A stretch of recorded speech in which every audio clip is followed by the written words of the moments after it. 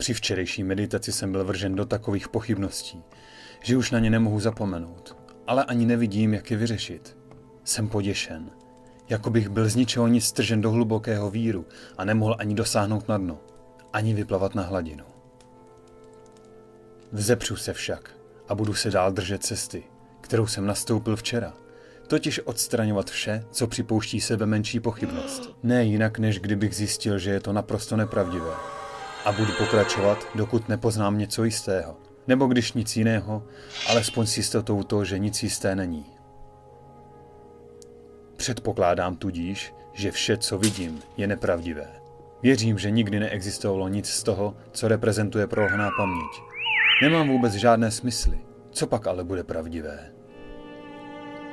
Ale jak vím, že není nic, co by bylo různé od všeho, co jsem právě uvedl, a u čeho by nebyla ani sebemenší možnost pochybovat. Není nějaký Bůh, který do mě vkládá právě tyto myšlenky?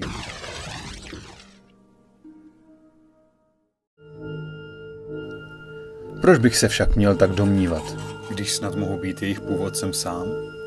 Jsem tedy alespoň já něco? Přesvědčil jsem sám sebe, že na světě není vůbec nic, žádné nebe, žádná země, žádné smysly a tělo. Není to snad tudíž tak, že nejsem ani já? Naopak, jistě jsem, pokud jsem sám sebe o něčem přesvědčil, ale je jakýsi nanejvýš mocný a lstivý podvodník, který se mne neustále snaží klamat. Bez pochyby jsem tudíž také já, když mne klame. Takže když jsem vše dost a víc než dost zvážil, je třeba stanovit, že výpověď já jsem, já existuji, je nutně pravdivá. Kdykoliv ji pronesu nebo pojmu myslí.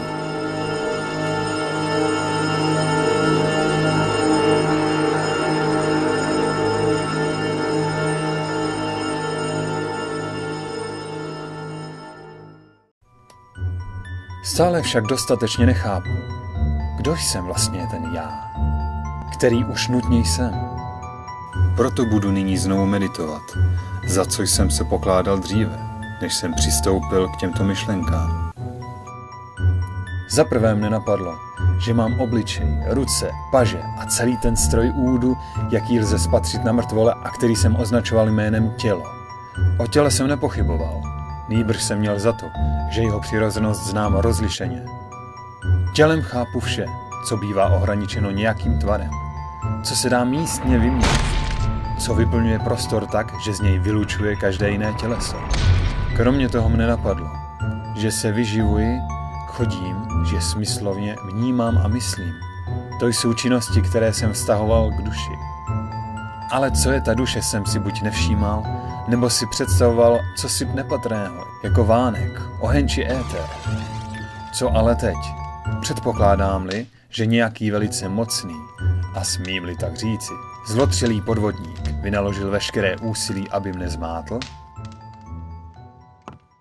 Což pak mohu tvrdit, že mám sebeméně z toho všeho, o čem jsem právě řekl, že to patří k přirozenosti těla? A o čem z toho, co jsem připisoval duši, mohu tvrdit, že to ke mně patří? O vyživování či chůzi? Když však již nemám tělo, nejsou to také nic než přeludy. O smyslovém vnímání. Vždyť ani k němu nedochází bez těla.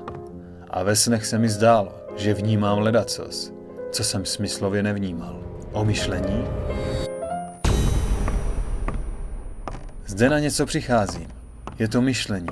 Jedině to se ode mne nedá odloučit. Já jsem. Já existuji.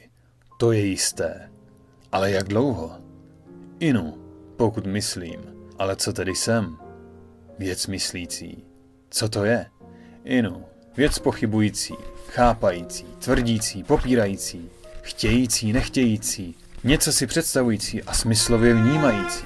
Z toho sice začínám trochu lépe poznávat, kdo jsem, ale přesto to stále vypadá a nemohu se zdržet toho mínění, že tělesné věci, jejichž představy nabývají formy myšlením a které prozkoumávají smysly, že poznávají mnohem rozlišněji, než to nevím co mého, co nemůže zachytit představivost. Uvažujme proto věci, které se běžně pokládají za uchopované, nejrozlišeněji totiž tělesa, jež se dotýkáme a jež vidíme. Nikoliv však tělesa vůbec, nýbrž jedno zvlášť. Vezměme si například tento vosk. Teprve nedávno byl vytažen z pláství. Ještě docela nestratil svou medovou chuť. Pořád si ještě zachoval něco z vůně květin, z nichž byl nazbírán. Jeho barva, tvar a rozměry jsou zjevné. Je tvrdý. Chladný, lze jej snadno chytit. A když na něj ťukneš, vydává zvuk. Má asi vše, co těleso potřebuje, aby mohlo být co nejrozlišeněji poznáno. Ale podívejme. Zatímco mluvím, dostal se blíže k ohni. Zbytky chuti mizí. Vůně vyvane, barva se mění. Tvar se ztrácí, rozměry narůstají a vosk kapalní a zahřívá se. Stěží se jej lze dotknout. A když poklepeš, zvuk nevydává. Zůstal stále týmž voskem? Je třeba přiznat, že ano. Nikdo to nepopírá. Nikdo nemíní jinak. Takže co na něm bylo uchopováno rozlišeně? Jistě nic, čeho jsem se dotýkal smysly. Neboť zůstává voskem, i když se změnilo vše, co mohla zachytit chuť, čich, zrak, hmat nebo sluch. Vosk sám nebyl onou sladkostí medu, vonavostí květin, bělostí, tvarem ani zvukem, ale tělesem, které se mi před chvílí jevilo tak a nyní jinak. Především pak připouští řadu obměn v rozlehlosti, které nikdy představivostí nepostihnu. Nezbývá tedy než přiznat, že co je tento vosk, si nepředstavuji, ale vnímám to pouze myslí. Zároveň se však divím, jak náchylná je má mysl k chybám. Jako bych nikdy neviděl z okna lidi procházející ulicí, o nich jsem neméně běžně než o vosku říkal, že vidím je samotné. Co ovšem vidím? Vyjma klobouků a oděvů, pod nimiž se mohou skrývat automaty, ale soudím, že to jsou lidé. Takže to, o čem jsem mínil, že to vidím očima, uchopuji výhradně schopností soudit, která je v mé mysli. Co však mám říci o této mysli samotné, čili o sobě samém? Zatím totiž nepřipouštím, že by ve mně bylo cokoliv kromě mysli. Co jsem tedy já, který podle všeho tak rozlišeně vnímám tento vosk? Nepoznávám sebe sama nejen mnohem pravdivěji a jistěji, ale také mnohem rozlišeněji a zřejměji? Možná totiž to, co vidím doopravdy, není vosk. Možná nemám oči, jimiž bych něco viděl, ale rozhodně je nemožné, abych já sám, který myslím, něco nebyl.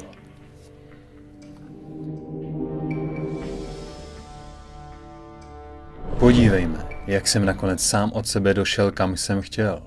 Když je mi teď známo, že i sama tělesa se vlastně nevnímají smysly, ale výhradně chápavostí, se vší patrností poznávám, že nic nemohu vnímat snáze, či zřejměji než svou mysl. Ale ježto návyku na starý názor se nelze zbavit tak rychle. Bude vhodné zastavit se, abych si toto nové poznání vštípil hlouběji do paměti další meditací.